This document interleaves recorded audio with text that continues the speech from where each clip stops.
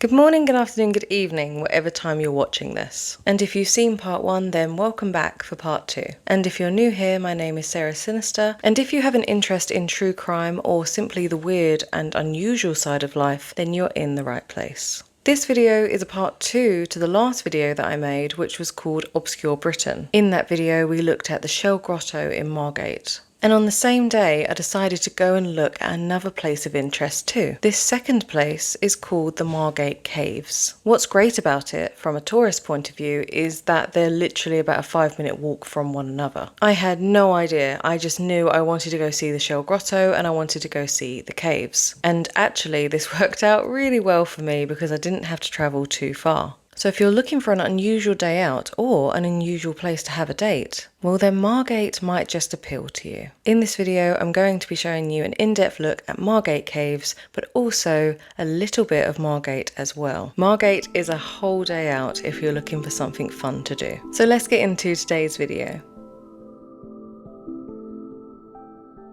The caves have been open to visitors since 1863. The caves were originally dug as a chalk mine in the 18th century, but then for 100 years these caves were forgotten about. There was a surge of popularity again in the Victorian period and into the 20th century, but the caves were then closed in 2004. The organisation the Friends of Margate Caves and the Margate Caves Community Education Trust began a campaign to save the caves in 2011.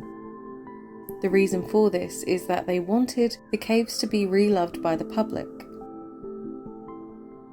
They wanted the caves to be safe, they wanted them to be secure, and they wanted the caves to be able to have visitors come and see them. And because of various fundraising initiatives, this became possible. They were able to get in contract geotechnical engineers and conservation specialists to restore the caves and the cave paintings for the next generation of visitors to enjoy.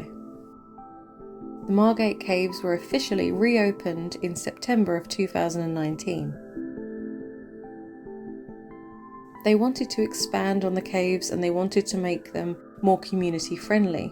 So to make this an even more fantastic site for visitors, they built a whole new community building with a cafe and a shop to encourage more and more people to come into the building and to see the caves.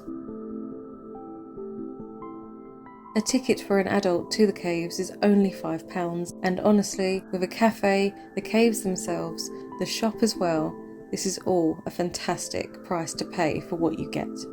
And when we went, it was incredibly hot outside, so the coolness of the caves was very welcomed. The caves were originally created due to the fact that they were used as a chalk mine. In the early 1700s, chalk was incredibly important as it was the mineral that was used to create quicklime and it was used in brickmaking. But as time progressed, the need for chalk wasn't as high anymore, so the caves soon became forgotten about. Like all places, eventually more and more housing is needed to accommodate more and more people. So eventually, on top of the Margate Caves, they built a building, and that building was originally owned by Margaret Bryan, who ran a boarding school for young ladies.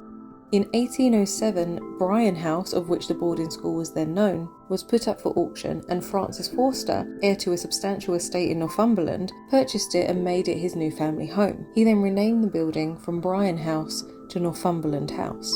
But no one actually knows exactly how the caves were discovered. There are a couple of theories, and one suggests that a gardener found it by accident, and there is another theory that Mr. Forster himself was keen to solve the mystery of his disappearing rabbits, and it said that he found a small hole in the foot of a pear tree which revealed the caves.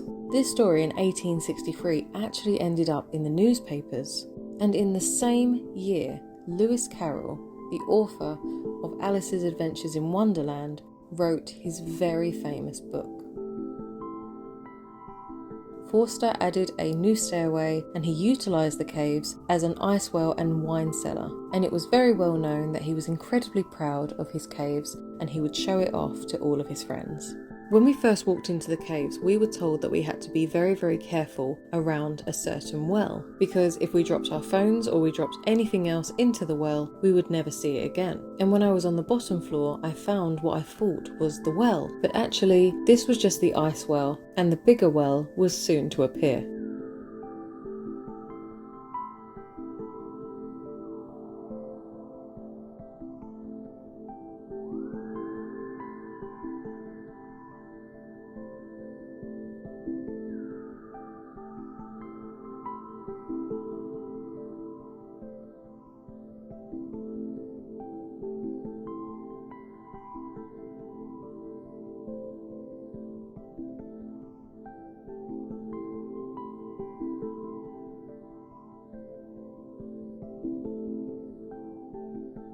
What is this?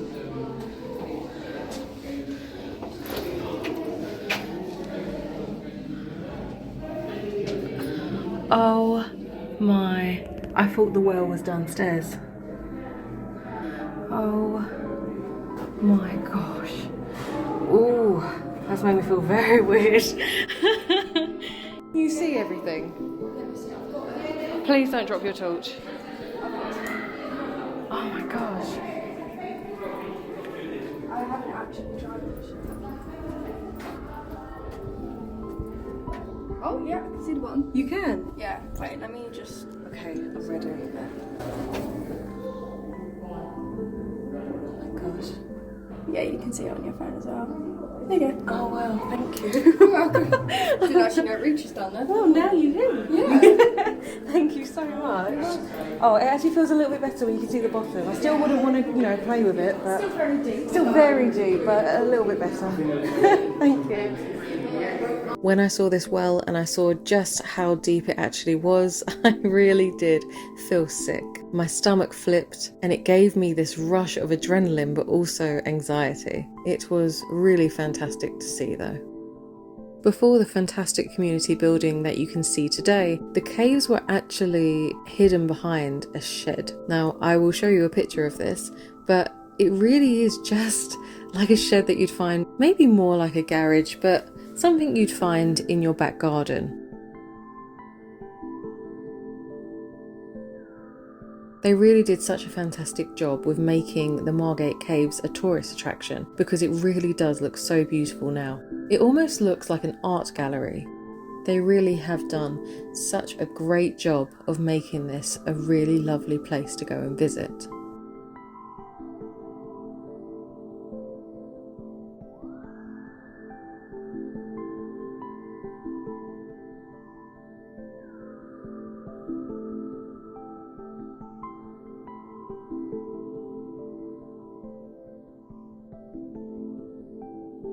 Margate is also known for its sandy beach and a little place called Dreamland. I went to Dreamland when I was much younger, and they used to have an entry fee, so before you went onto any of the rides you had to pay an entry fee of about £20. When we went this time, however, I was very shocked and pleased to see that they have waived this fee. Now you only pay when you go into the amusement park.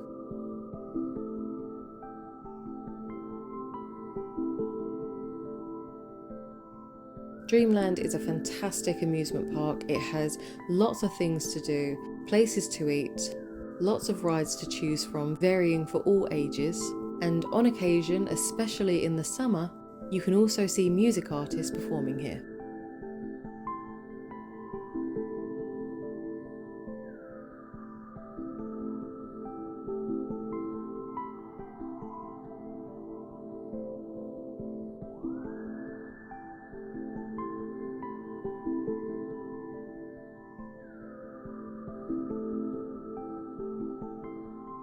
I also couldn't resist going on one of the roller coasters whilst I was there too.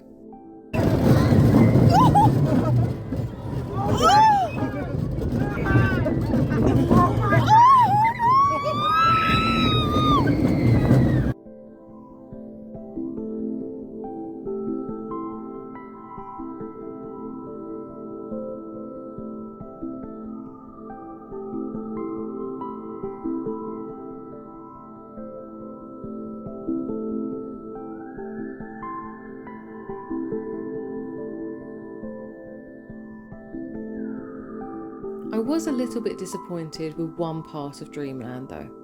When you go back into the building part, you've got a roller rink and you've got an arcade. But when you look up, it's really sad to see that they're obviously doing renovation works, but they haven't tried at all to make the ceiling look pretty. It looks like they've taken all the old lighting out, for whatever reason I don't know, but they've just left massive holes in the ceiling and it looks awful. There is also no sign that this is getting repaired anytime soon either. That was my only criticism, just because I thought that was such a shame to what was otherwise a really nice experience at Dreamland. But all in all, Margate is a fantastic place to visit with two very unusual and wonderful attractions, and I wholeheartedly recommend, if you're in the area or you're in Kent, to make the journey and have a day at Margate. If you made it to the end of this video, I just want to give a very special shout out to you. Thank you for supporting the channel and watching this video right to the very end. I also want to say a very special thank you to my Patreon members, and an extra special welcome to Chelsea, who became my newest Patreon member. Thank you so much for being here and so much for supporting the channel. If you would like to support this channel, you can do it for free. You do not need to pay for a Patreon subscription. On Patreon, there is even more content to watch. And if you are a top tier patron, you will receive a Sarah Sinister custom mug. So you can have a cup of tea or a coffee whilst watching the videos, but you can put anything in it. I hear that soups are really good too. But that's all from me. Thank you so much for watching. There will be more videos like this very soon. I hope you enjoy them. Please do let me know. And the next video from us, we're going to go back to true crime. It's been a little while. Those videos are quite heavy, which is why it's nice to do this type of content, because it gives my mental a little bit of a break. But we do need to cover a couple of cases, so please stay tuned for those. And until then, I will see you in the next one. Thank you for being here, and bye-bye for now.